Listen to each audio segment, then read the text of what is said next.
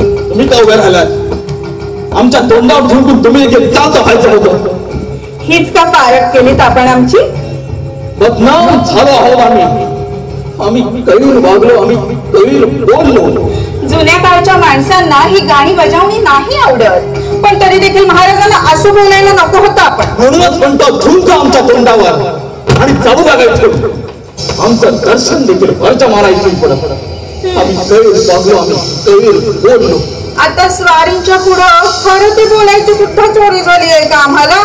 चोरी आम्हाला झाली आहे या गडावर राहण्याची, या जगात उजळ माचाने जगण्याची देखील. असं कोण म्हणालं? आम्ही कैर वागलो, आम्ही कैर बोललो.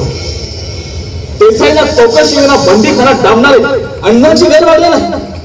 वसुली पायी कोणाला तापलेला सांसाने डाग देणारे सुभेदार गैर वागले नाही. आम्हाला गडाचे दरवाजे बंद होतील अशी तंबी देणाऱ्या मासाहेब गैर बोलले नाही. पण प्रभावळी होऊन परतीच्या वाटेवर आम्ही प्रहर रात्र एका गाण्याच्या मैफलीत उभं आलो तर तेवढ्याने आम्ही विलासी शौकीन झालो. आपण कंठा दिला म्हणून महाराजांना राग आला. दिला दिला दिला काही कंठा दिला म्हणून काय खांदोलत तर उघडली नाही आम्ही. राजघराण्यातील बादशाही रीतिरिवाजांची या राजधानीत देखील कोणाला याद दिली नाही. तानसेनाच्या प्रतिभेचं शहंच्या अकबराने चीज नाही करायचं तर मग काय मशिदीत उमर वेटणारा मौलवी दे. कंठा दिला म्हणून तुम्ही आम्हाला बोल लावला. कोणाला कंठा दिला? कंठा दिला एका गाणाऱ्या कलावंताला. पोटासाठी ध्येय विक्री करण्याला नायक केलेला नव्हे. आमचा शौक चढून ती आम्हाला वाटेत आडवी आली. युवराजनी तिला भिक्षा नको होती, बिदागी हवी होती म्हणून तिने आमच्यासाठी मैफल उघडली. राजदारीचे झुंज ताज उभे केले. जात खुर्बाद केली असती तर बाईच्या गुणाचं मोल झालं नसतं. मग हा खुलासा मघा का नाही केला? आम्ही गैर वागलो, आम्ही गैर बोललो. मासाहेब थोरल्या मासाहेब तर गेल्या. आता पुन्हा समोर करायचं आम्ही खुलासा. आम्हाला पाण्यात या मासाहेबांसमोर आमची नालस्ती करणारा हंबीररावासमोर, आम्हाला युवराज पदावर मुस्काव पाडणारा अष्टपदावांसमोर, आपल्यावर माया करणाऱ्या महाराजांसमोर. माया ते तर आम्हाला केवळ सदा पुकारण्यासाठीच इथे आले होते. हे मात्र आपल्या मनचं आहे हा सारं. महाराजांनी आपल्यात आणि रामराजात कधी भेदभाव केलाय का? मोहिमेसाठी आज गड उतरायचा म्हणून महाराज किती प्रेमानं भेटायला आले होते आपल्याला. आम्हाला नव्हे, मासाहेबांना आणि रामराजांना.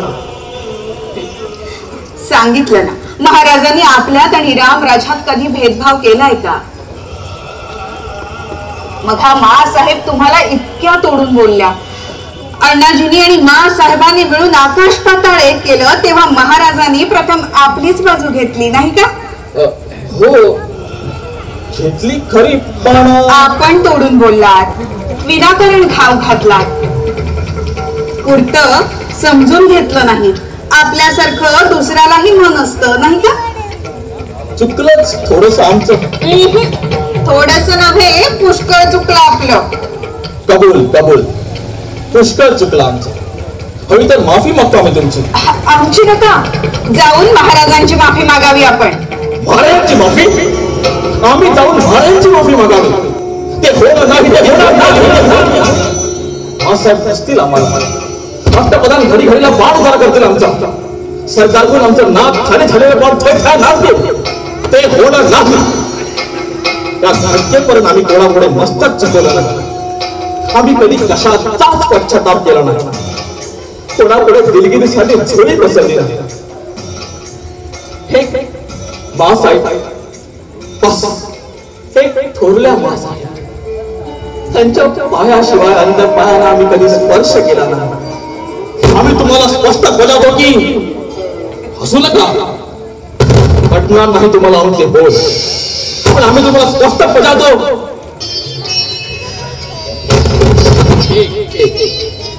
तुमचं हे म्हणणं रास्त आहे. आम्ही घातला. आता आम्हाला माफी मागण्या वाचून गत्यंतर नाही.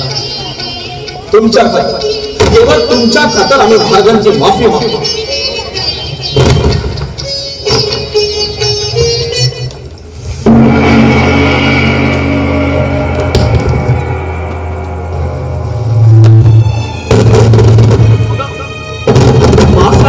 रामराजांना किती